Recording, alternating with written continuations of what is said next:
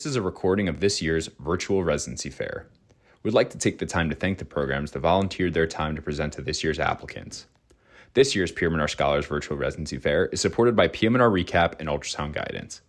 PM&R Recap is the leading resource for your physiatry board preparation, clinical preparation, audition rotations, and beyond. PM&R Recap offers 35 hours of review videos, hundreds of review questions, and oral board cases to help you become the best physiatrist that you can be. Head to pmnrrecap.com to learn more. Ultrasound Guidance is the innovative new online ultrasound learning platform that gives you instant access to expert instruction. With rapid scans and complete scans of every joint and peripheral nerve, Ultrasound Guidance is the perfect way to jumpstart your MSK ultrasound learning. Visit ultrasoundguidance.com to learn more. So we are the PM&R program from the Zucker School of Medicine at Hofstra, Northwell. It's actually a longer name than that, but we try to shorten it as much as possible. My name is Brad Landry. I'm the program director. Been with Northwell now for 6 years, and program director for the last 4. So, and as I said, Marielle is here as well. She's our PGY4, one of our chief residents. So a little bit about us. Got to start off with New York and Long Island. It's a great place to live, great place to work. My backyard is close to a vineyard, close to a beach, not close to a lighthouse, but it's a cool place to live. First off, you might even get to pick up garbage with Billy Joel, so that's pretty cool. But it is, it's pretty close to anything you want to get to. Close to New York City, close to the Hamptons, close to some of the other major cities in Northeast, obviously too. But yeah, it's not all play. We'll get to a little bit of work as well here. So some highlights on the residency.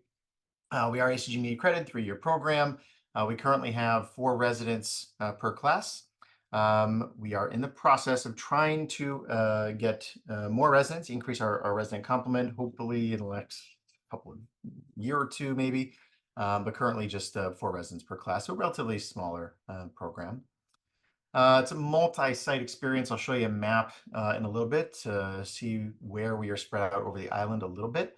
But Long Island is a long island, and we have a lot of different sites for different experiences throughout that. We do offer very competitive benefits, and I think we'll have a little bit of that later on in the slideshow here.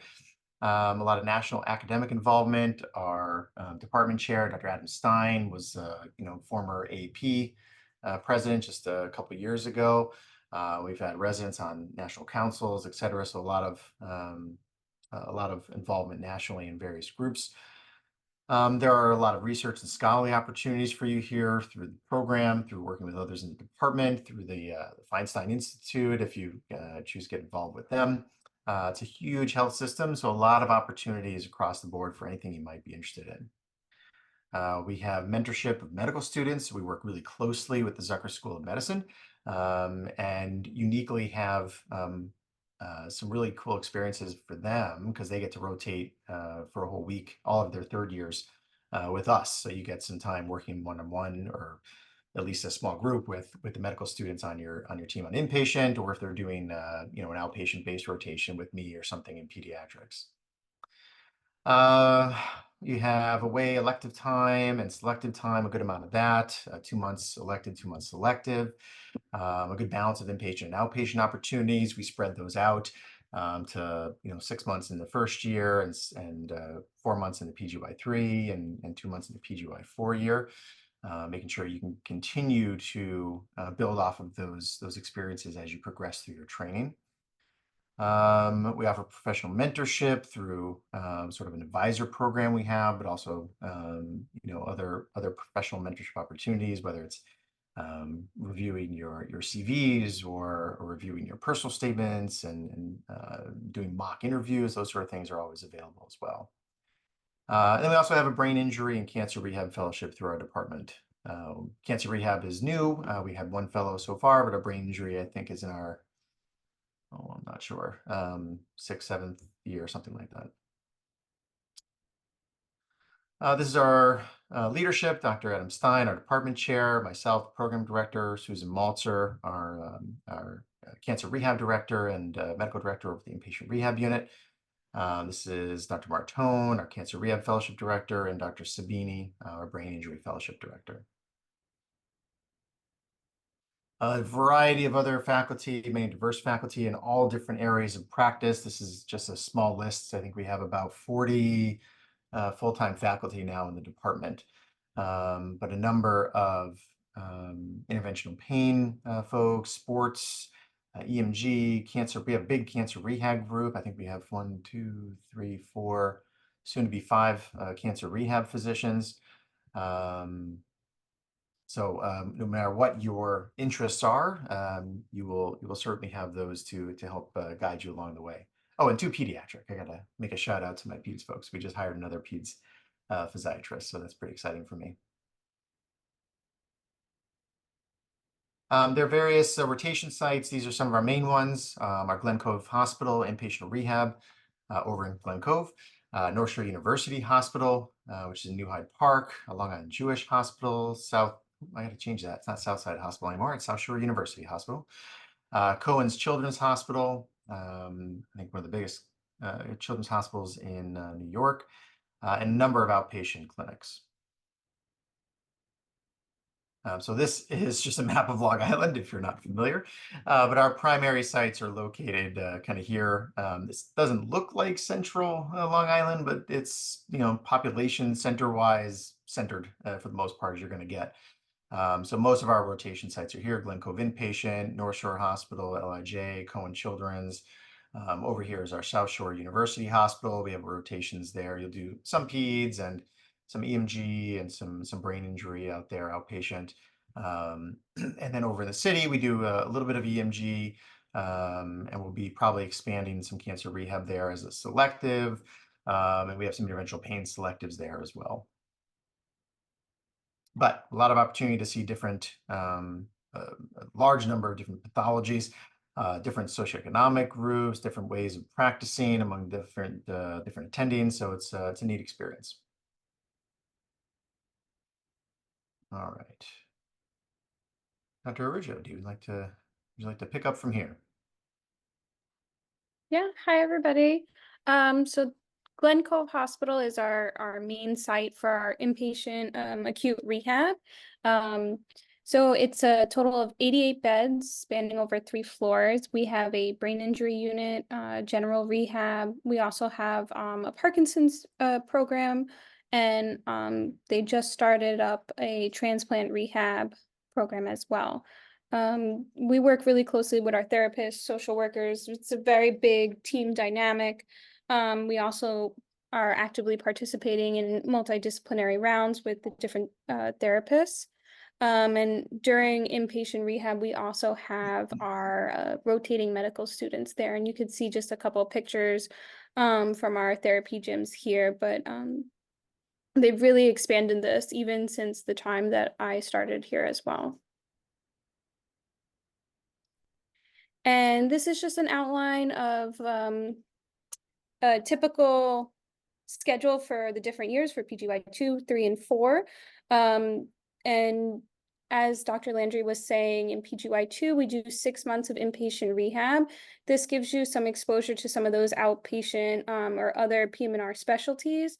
So, for example, this year, the PGY 2s are going to have a month of cancer rehab, outpatient neuro, interventional spine, peds, consults, and sports medicine. So you kind of get that early exposure early on to see if those things are interest of you. And then PGY 3, again, you're going to do 4 months of inpatient. Now we start introducing more EMG and also away electives and selectives. Selectives are done in-house through Northwell, and then electives are usually away electives.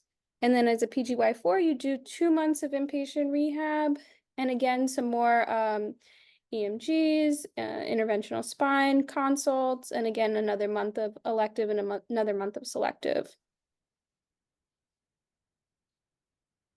For our call schedule, so we do 24-hour in-house call. We do it equally throughout the 3 years, so it works out to being about Q12, and on average, you do like 1 weekend day, whether it's Friday, Saturday, or Sunday, and then maybe 1 day. You do get a post call, and we have been doing some new things with the calls. So we also sometimes have a PA or nurse practitioner to take first call, and then they escalate higher priority things to us if need be.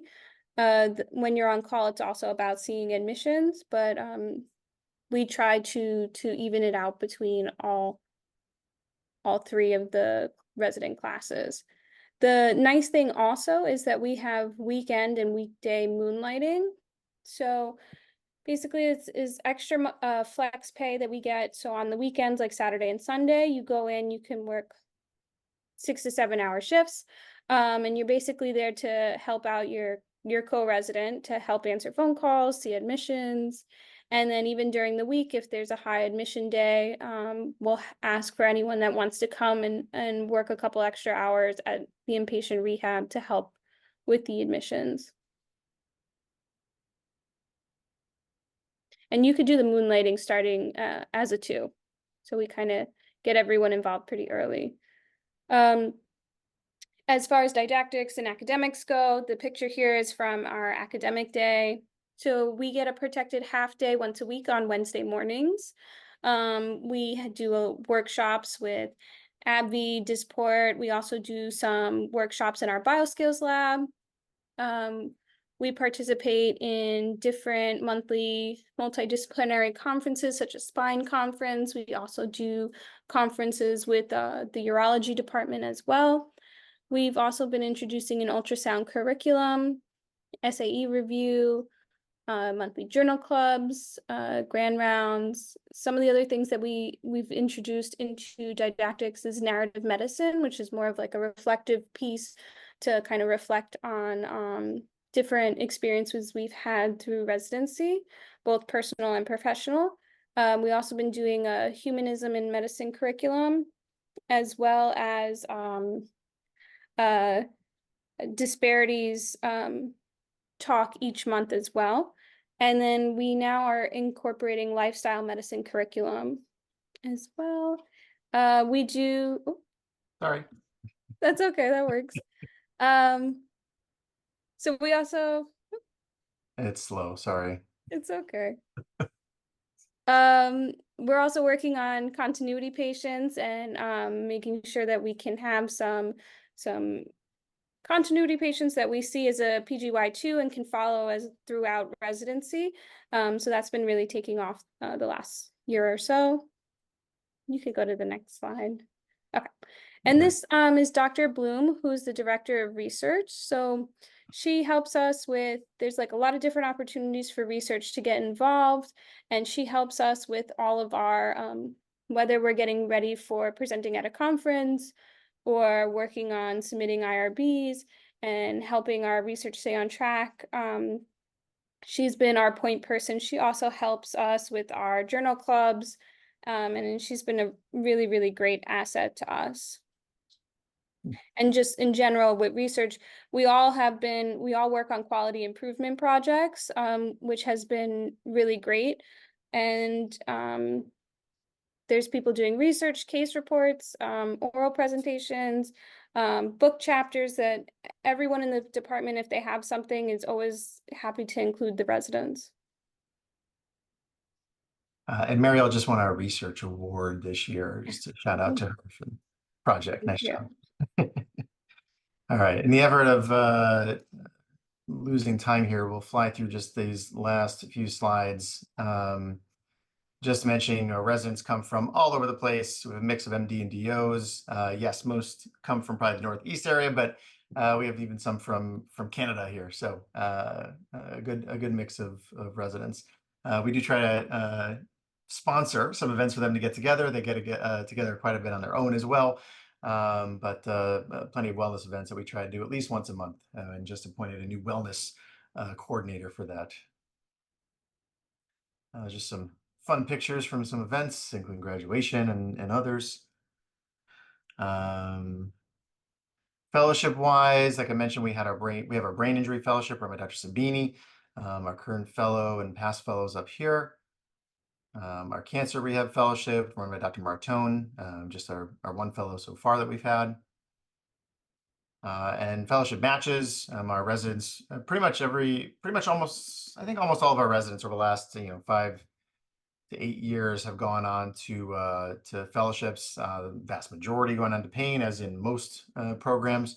But we've had individuals going to every subspecialty of PM&R over the last many years. Some great programs too. So a few additional benefits. We provide membership for AAPA, PM&R, and New York State Society of PM&R.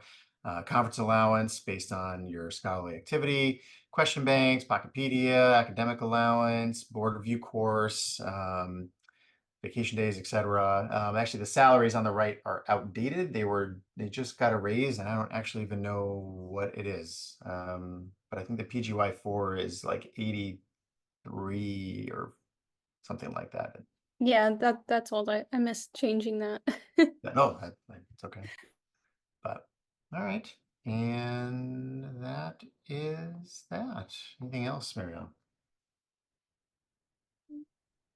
Nope. If anyone has any like questions, they can reach out to me. You could also see more of our like resident engagement on our Instagram and see what we've been up to, both professionally and personally, of getting together. But if anybody has any questions, I'm more than happy to answer.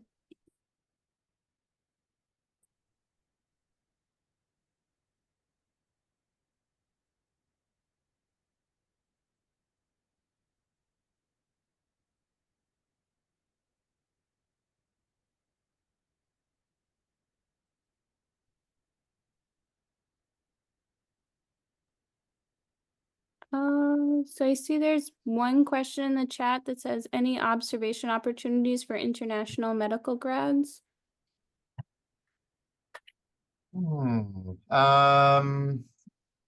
Any rotators coming through would have to go through the Northwell.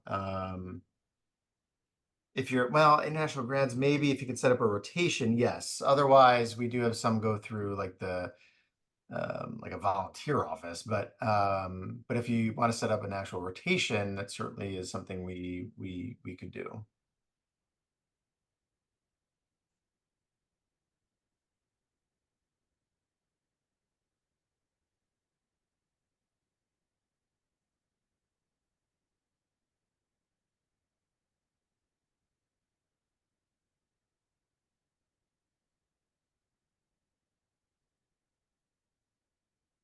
Okay. I was gonna say, you guys still have like 2.5 minutes, so if anyone else has any burning questions, there's still time. And if not, you guys can feel free. I don't know if you shared your emails, if you feel comfortable doing so. And you can hang back in the chat if anyone comes up with any other additional questions. But thank you very much.